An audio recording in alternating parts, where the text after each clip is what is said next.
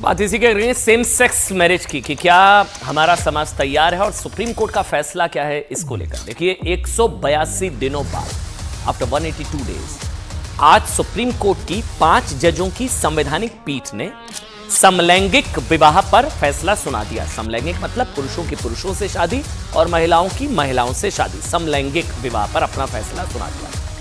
अब इस फैसले का सार सिर्फ इतना है, निचोड़ यह है कि सुप्रीम कोर्ट ने समलैंगिक संबंधों को तो सही माना, लेकिन समलैंगिक विवाह को मान्यता देने से इंकार कर दिया। सुप्रीम कोर्ट ने 2 बड़ी बातें भी कही हैं। पहली ये कि समलैंगिक विवाह को लेकर कानून बनाने का अधिकार संसद को ही है, पार्लियामेंट ही। अगर कोई लॉ इनैक्ट होना है, कोई कानून बनना है, तो उसका अधिकार संसद को ही है। दूसरी बात यह कि विवाह कोई मौलिक अधिकार नहीं है। 2 बड़ी बातें। देखिए इस मसले पर सुनवाई कर रहे जजों की राय भी बटी हुई थी। चीफ जस्टिस डीवाई चंद्रचूड़ और जस्टिस संजय किशन कौल की राय यह थी कि समलैंगिक जोड़ों को सिविल यूनियंस का अधिकार मिलना चाहिए। यहां सिविल यूनियन का मतलब है समलैंगिक जोड़ों को साथ रहने की कानूनी मान्यता देना। मैं फिर से रिपीट कर रहा हूं, एक एक शब्द को ध्यान से सुनिएगा। समलैंगिक जोड़ों को साथ रहने की कानूनी मान्यता देना। हालांकि इसमें और परंपरागत विवाह में थोड़ा सा फर्क होगा। हालांकि बाकी के 3 जजेस का मानना था कि बिना कानून के समलैंगिक जोड़ों को ऐसे अधिकार हासिल नहीं हो सकते। बिना लॉ इनैक्ट करे या बिना शादी की स्वीकृति मिले ये करना ठीक नहीं होगा। हालांकि सुप्रीम कोर्ट ने अपने फैसले में केंद्र सरकार के दिए गए हलफनामे के अनुसार समलैंगिकों से जुड़ी समस्याओं के समाधान के लिए एक हाई पावर्ड कमेटी, उच्च अधिकार समिति के गठन की बात कही है।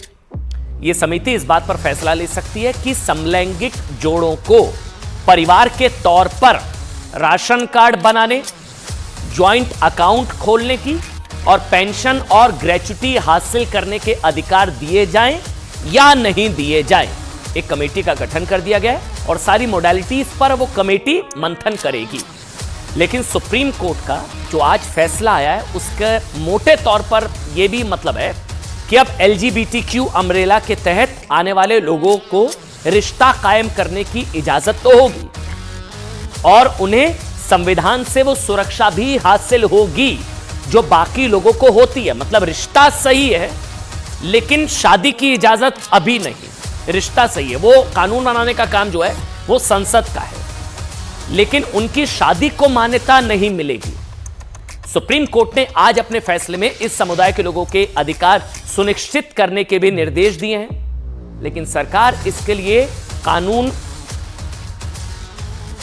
कानूनी तौर पर बाध्य नहीं है। सरकार इसके लिए कानूनी तौर पर बाध्य नहीं है। आज सुप्रीम कोर्ट ने अपने फैसले में जो निर्देश और सुझाव दिए उनके मुताबिक मैं एक बार इसका लब्बो-लुबाब जिस आपको बता देता हूं क्या है। आज केंद्र और राज्य सरकारें सुनिश्चित करें कि समलैंगिक जोड़ों के साथ भेदभाव ना हो। सबसे बड़ी चीज यह है कि समलैंगिक जोड़ों के साथ कोई डिस्क्रिमिनेशन नहीं होना चाहिए, कोई भेदभाव ना हो। लोगों को उनके प्रति जागरूक करें, लोगों को समलैंगिकों के प्रति जागरूक किया जाए। यही नहीं, उनकी सहायता के लिए एक हेल्पलाइन नंबर भी बनाएं। एक हेल्पलाइन नंबर उनकी सहायता के लिए। किसी बच्चे का सेक्स चेंज ऑपरेशन तभी हो जब वो इसके बारे में समझने योग्य हो जाए। किसी को जबरन सेक्स प्रवृत्ति में बदलाव वाला हार्मोन ना दिया जाए। ये सारी चीजें। और सबसे इंपॉर्टेंट ये कि पुलिस ऐसे जोड़ों की सहायता करे, उन्हें उनकी मर्जी के खिलाफ परिवार के पास लौटने के लिए मजबूर ना किया जाए। मर्जी के खिलाफ परिवार में लौटने का दबाव ना डाला जाए, मजबूर ना किया जाए। पुलिस सपोर्ट करे ऐसे लोगों को, इन सबको LGBTQ जो है।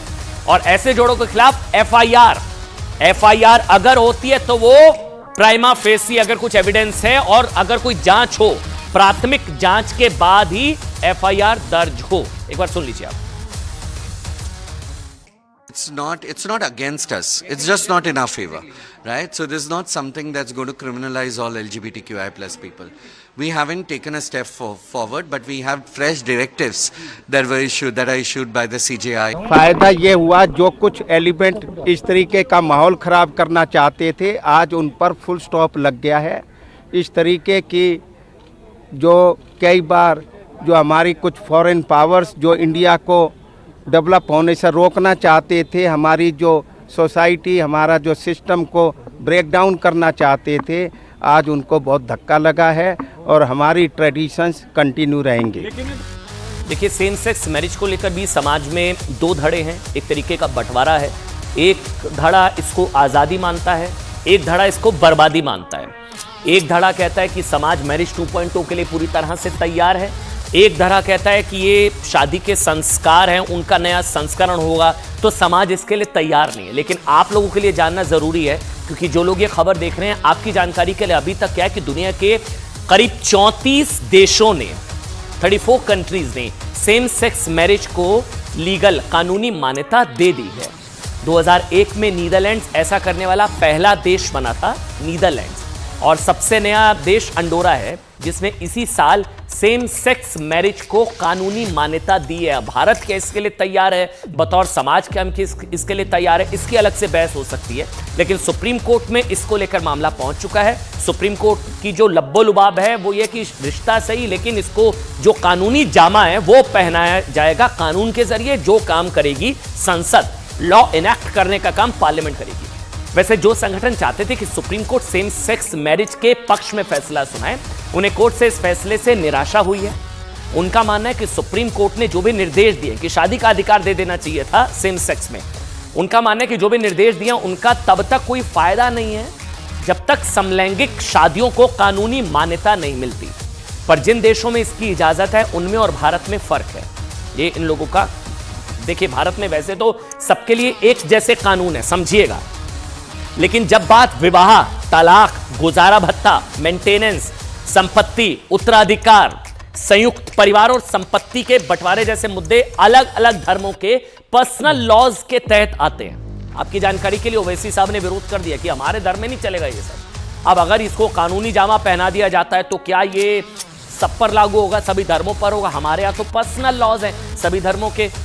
ये अक्सर धर्म में कई गई बातों पर ही आधारित होते हैं, जो शादी के जो मैरिटल लॉज होते हैं। और जैसे हिंदुओं के पर्सनल लॉज वेदों, स्मृतियों, उपनिषदों और आधुनिक कानून व्यवस्था पर आधारित हैं, और मुसलमानों के पर्सनल लॉ कुरान और सुन्ना और शरिया आधारित है। इसी व्यवस्था को खत्म करने के लिए अक्सर क्या मांग होती है? यूनिफॉर्म सिविल कोड की मांग होती है। अगर ये कानून आ जाता है तो एक तरीके का यूनिफॉर्म सिविल कोड हो जाएगा क्या, कि सब पर मैरिटल लॉज एक जैसे लागू हो जाएंगे? सवाल यह कि अगर सेम सेक्स मैरिज को मान्यता मिल गई तो फिर यह किसके दायरे में आएगा? सेम सेक्स के दो लोगों के बीच अगर विवाह होता है तो फिर उत्तराधिकार, संपत्ति, विवाह, तलाक के फैसले किस आधार पर होंगे? ये सारी चीजों को ध्यान में रखकर ही इस पर मंत्रणा होगी और फिर कमेटी इन सारी चीजों को देखेगी।